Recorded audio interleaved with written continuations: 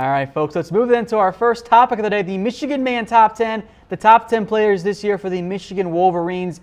A new entry at number 10, James. It's cornerback David Long. What do you think of him against Maryland? Well, Tom, I mean, I like you, rely on Pro Football Focus now and then to just kind of see if I'm being biased, if Michigan I usually focus on it for Michigan, of course, but are we overthinking some of these players and how good they do in certain games? But they've got Michigan's cornerbacks graded among some of the highest in the country when it comes to defending the pass. And I started looking a little deeper on David Long's stats and the limited amount of passes he's given up this year. And he's having an all Big Ten type season. I'm sure he won't get first team, but Lavert Hill has gotten all the pub all year, and David Long is he's right with him. He had a few hiccups early on, but in the last 6 games, he's played as well as any Michigan player on that defense, and it's about time we get him in the top 10. Let's get into the rare offensive player on the Michigan Man Top 10. At number 9 is offensive lineman Mason Cole, who's kind of been in this 10-9 spot for the past few weeks. Yeah, I mean, he's the best offensive lineman on the team. The offensive line has played better. You've seen a resurgence in the running game. And, of course, Brandon Peters is getting hit a heck of a lot less than John O'Korn or Wilton Spate were, and he's having to scramble a lot less. And that may speak to Peters' poise in the pocket versus O'Korn, who seemed to run, if he got a player within 5 yards of him. But the O-line has come to play. But it was not against the cream of the crop of the Big Ten against Penn State and Michigan State. So, Mason Cole is on the chopping block if they don't perform this week against Wisconsin, where they desperately need to. Let's get back into the defensive side of the ball. At number 8, Khaleke Hudson, who against Minnesota was unreal. Kind of came back down to earth, James, although there was really nowhere to go but down after how good he was against the Golden Gophers. Yeah, I mean, that game a couple weeks ago against Minnesota is an all-timer. It's one we'll be talking about for years as Michigan football fans. And he didn't certainly have that kind of performance this past week against Maryland, but I think it's a performance that's going to keep him in the top 10 the rest of the year, no matter what he does, because there's only 2 games left. So he's had a nice sophomore year, Tom. I think if you're looking at guys like him and Long and Gary and Chase Winovich and Devin Bush, I mean, Michigan has 5 or 6 defenders next year who are going to compete for all.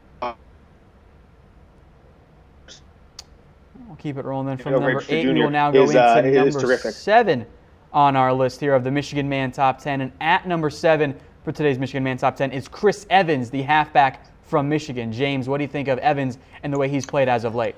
Well, I mean, he's finally showing up in the last 3 weeks after being completely out of the picture for the first 6 weeks of the year. So excited to see him back in the lineup. I think we're going to need him, Tom, because Karan Higdon did not play last week, and there's a lot of questions. We'll get to those in a few minutes of whether Karan Higdon is going to play. And I'm not sure if anyone really knows for sure outside of the Michigan football team, but I've heard differentiating opinions. So Evans is going to be needed for Michigan to win this game. Evans, only 80 yards on 15 carries, a little bit lower than what we've seen out of Evans in the past few weeks, but another game with 2 touchdowns. He remains at number 7 on our Michigan Man Top 10. We'll keep it rolling here. We'll now go to number 6, Lavert Hill, the cornerback, who, James, as of late has been nothing short of incredible, shutting down opposing receivers week in and week out. Yeah, he sure has, Tom, and we'll talk about this here in a few seconds, but he left that game. He's been injured recently, and Tom, he went into concussion protocol this week, and I am not optimistic that Lavert Hill is going to be on the sidelines this week with Michigan. So I almost maybe dropped him down a little bit of the list because of that, because he didn't get as much playing time recently. But that would be a huge blow if he did not make it. So hopefully he can get a last-minute bill of health and be cleared by the Michigan doctors. But if not, Michigan's going to probably rely on a true freshman, Ambry Thomas, to defend the Wisconsin wide receiving corps. You see only 2 tackles there, folks. And normally when you see 2 tackles, it thinks, oh, that's not good. Your corner only getting 2 tackles. It really means more that the corner's not letting opposing players get open, and that's what the 7 pass breakups means. Hill has been a true shutdown corner this year for the Michigan Wolverines. We'll keep it rolling now into number 5 on our Michigan Man Top 10. A steady presence on this list from the start of the year till now, James. Rashan Gary, the defensive lineman for Michigan, has been impressive. Yeah, I mean, he's only a few sacks away from Tom from rocking it up to number 2 on this list, which which I really expected him to be. He was our preseason #1. A lot of people had him as a first-team All-American, even though he's never started a game at Michigan. I think he's underwhelmed as far as the hype goes this year, but he has been a key component of why this Michigan defense has remained in the top 5 or 10 in the country in almost all statistical categories. He takes up a lot of double teams, and if they're going to be Wisconsin, Tom, he has got to just be a menace on that defensive line. So if they're going to beat Wisconsin, Rashan Gary is going to be a huge, huge, huge part of that time. He's got to have his best game as a Wolverine, not just this week, but also in 8 days versus Ohio State. I think a common theme for Michigan this year, James, has been the attention that Rashan Gary's gotten from opposing teams. They often double-team Gary, and that's kind of helped set up the rest of the defensive line, namely Chase Winovich. Yeah, Chase Winovich is getting a lot of one-on-ones on the outside, and I think he has performed admirably. He's lived up to the I guess the billing of the guy who gets one-on-one on the outside, while Rashan Gary and Mo Hurst kind of clog up the other side of the line. So Winovich has been key to the success of the Michigan defensive line, with the focus being on Gary and Maurice Hurst. We'll keep it rolling into our top 4. At number 4, he kind of slid down a little bit after a less than stellar game against Maryland. Karan Higdon, James, who has still been an instrumental part of this ground game for Michigan, especially the past few weeks. Yeah, Tom, injured. Injured is what I'm hearing on Karan Higdon. I don't know if he's playing this week, to be honest. Nothing has come out confirmed either way. And so if they don't have Karan Higdon, I think, Tom, the odds that they win this game go down dramatically. I can't even state how dramatic they go down. So we'll find out in the next 24 hours. Of course, the game's less than 24 hours a day away. But 2 guys on this list, I would say, less than 50% likely to play: Karan Higdon, and then, as we said a few moments ago, Lavert Hill. Maybe your best player on offense and your best guy in your secondary, one of the best 2 or 3 players on the entire team in Lavert Hill. Let's get then to our top 3, and perhaps no surprise, it's all defensive players inside these top 3 for the Michigan Man Top 10. At number 3, Devin Bush, who maybe wasn't as great as he was the first 2 games, but he's still been a fantastic linebacker, and his speed shows, James.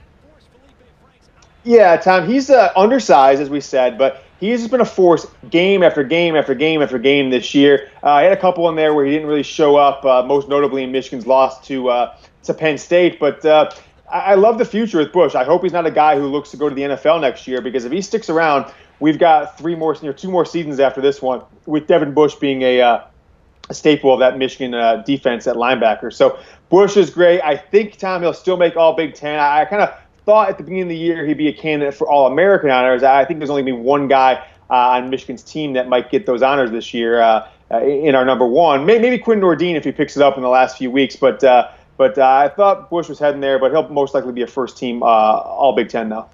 Let's keep it rolling with some of these defensive players. At number 2, a guy who's just been nothing short of productive pretty much week in, week out. Chase Winovich, James, has been a pleasant surprise for Michigan this season. Tom, he is the ultimate grinder. This guy just works hard. I never see him take a play off. I look at the defensive line a lot on Michigan because I think it's just exciting to what Don Brown does. You see Gary get double-teamed a lot. You see Mo Hurst going off. But more often than not, you're seeing Chase Winovich come off the outside and just wreaking havoc on that quarterback. And he's a guy, Tom, who went from not even being a defensive player to getting some time when Taco Charlton was out last year to start. And this year he's in this list. And gosh, Tom, with him and Gary again next year, this defensive line is going to be fantastic, especially if you add in a guy like Aubrey Solomon, the 5-star true freshman, who is getting more and more and more snaps by the week, and may, by this Saturday, Tom, be a full-time starter, supplant Brian Monet as that other nose tackle spot in the middle. Now let's stick with the defensive and the defensive line. I think everyone here watching has been able to do the process of elimination and know that at number 1 is defensive tackle Maurice Hurst, who's been disruptive as all get out, James. He remains number 1 on your Michigan Man Top 10. And he's got to stay number 1, Tom. He's the best. He's the best prospect for the pros. He might be the best defensive player in the Big Ten. And he's certainly the best player on this Michigan football team. He's done everything. He's hurried the quarterback. He's got sacks. He's chased down defenders. He's blocked punts, Tom. Anything you can ask out of a defensive lineman. And given that it's his 5th year and it's the first year he started for Michigan, I think it's super surprising. But I just can't say enough how much he means to this team. He's a better player than Rashan Gary, who people call an athletic freak. But if you watch both of them, maybe just take one play on Gary, the next play on Hurst, and rotate for a few series, you'll see how much better Mo Hurst is than any other player in this Michigan team, because he makes Gary look pedestrian when you look at him next to each other on a play-by-play basis.